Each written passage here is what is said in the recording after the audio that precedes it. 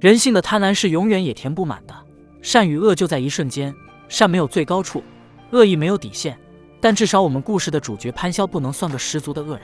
故事要从一只鸟说起。阿拉伯王子花重金买一只国家珍禽阿尔泰隼，西北盗猎团伙自然不会放过这个大买卖，他们不仅捕获了泰隼，还为此残忍杀害了一名警察。为了洗脱罪名，盗猎团伙的老大聘请了小有名气但利欲熏心的律师潘潇为自己做辩护。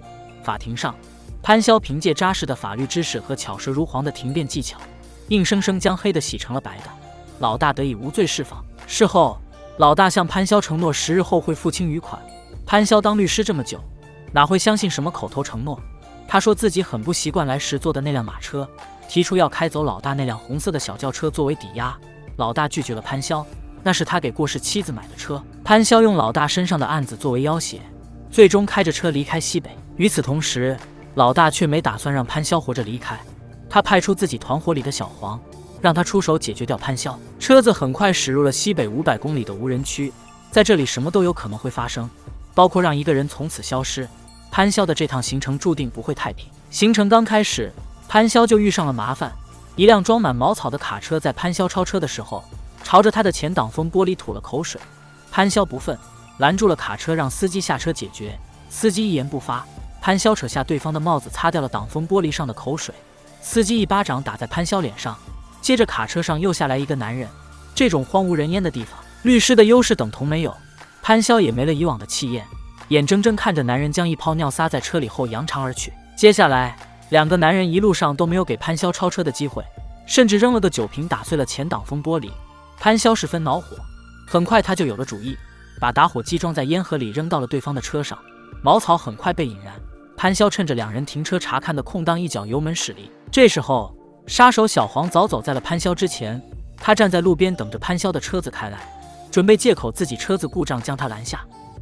潘潇因为挡风玻璃碎裂影响了视线，等他看到前面有人的时候为时已晚。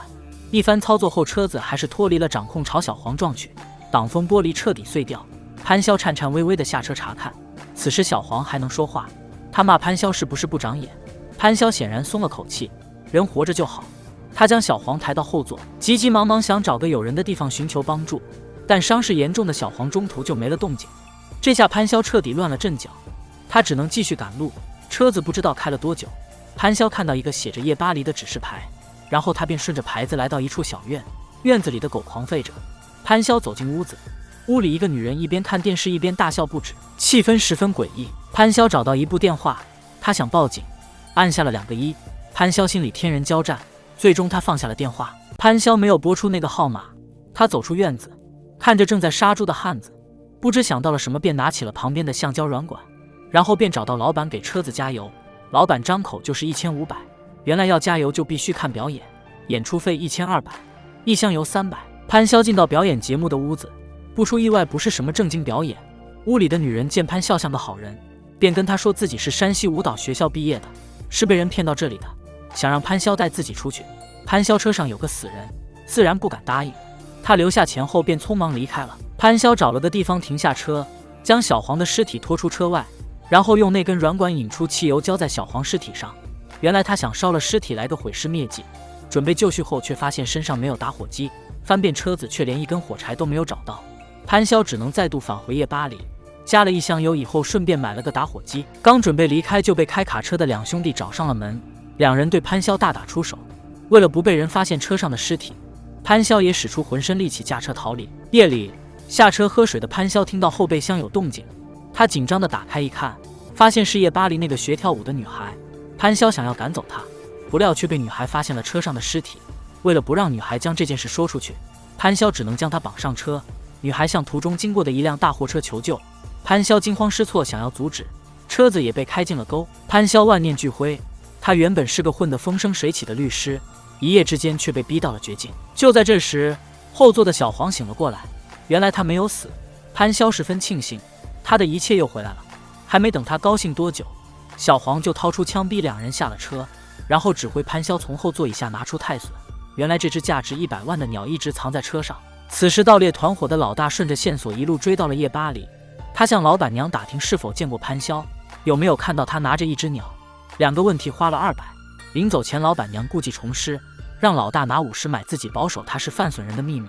这下还真被他歪打正着说对了，但知道了别人的秘密也就离死不远了。老大开着车冲破房屋，撞向了老板娘。小黄也是个奇人，他和潘潇讨论起了一个车坏了在路上寻求帮助的人有没有错，一个还没死的人为什么要往他身上浇汽油的问题。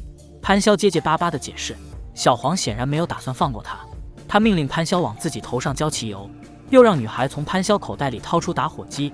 就在他命悬一线之际，开卡车的两兄弟好巧不巧冒了出来。两人本准备找潘潇的麻烦，看到举着枪的小黄后吓得不敢动弹了。女孩大喊了一声救命，几人瞬间做出了各自的反应。小黄给了两兄弟中的大个子和准备逃跑的潘潇一人一枪，小个子马上上车跑路却没跑成。小黄逼女孩开着车和自己前往二道梁子，一时间这片荒无人烟的戈壁又静了下来。潘潇睁开了眼，他捡起地上的手提箱准备离开，受了伤的小个子从车上滚了出来。潘潇犹豫了一下，还是留下来救起了他，帮小个子简单的包扎了伤口。潘潇觉得两人应该先出去报警，小个子却打算开车撞死小黄为自己大哥报仇。潘潇还想再劝，小个子恼羞成怒地说，如果不是他替老大脱罪，怎么会有这些事。两人分道扬镳，老大终于追上了潘潇，他再上潘潇继续驱车追赶拿着鹰隼的小黄。潘潇不知道老大葫芦里卖的什么药，老大说因为两人是朋友，职业不同但是目的一样。他把手机递给潘潇让他报警。潘潇知道自己现在和待宰的羔羊没什么两样，他没有选择报警，自己想要活命，老大想要利益，眼下只能互相帮助，各取所需，没有什么比活命更重要了。路上的钉子扎破了车胎，本就不太会开车的女孩撞向了一侧的山体，钉子是夜巴黎的老板和他的傻儿子刻意为之。截停了小黄的车，老板以为是潘潇带走了女孩，冲上前一看却发现是个不认识的人。小黄掏出枪恐吓两人，问傻儿子拿把破锤子能干吗？敢敲他的头吗？要不怎么说是傻儿子呢？他哪知道枪的厉害，转头就听话的给了小黄一锤子，接着又是几锤子。好不容易逃过一劫的小黄这下彻底栽了。老板在两人的车上发现了鹰隼，他问女孩小黄准备去哪，然后便独自带着鹰隼离开，留下儿子和女孩坐在车里被马拉着走。老大和潘潇撞见了这辆马拉车，下车后老大从女孩口中问出鹰隼的去向，然后便开车撞死了儿子。正准备杀掉女孩时被潘潇拦下，但现在这里武力值说了算。老大拿出手机报警说一辆红色轿车撞死了人，还没等潘潇问他什么意思，就一把薅住他的头撞向车子，然后将晕晕沉沉的潘潇塞进红车，用软管将汽车废气接到了车内，然后关紧门窗。可见老大不仅想将撞人的事嫁祸给潘潇，还想杀了他。做完这一切的老大带着女孩继续追赶自己的鹰隼。翌日清晨，潘潇被警察救了下来，大难不死的他告诉警察二道梁子有人被绑架了，警察就是盗猎案出庭作证的那位。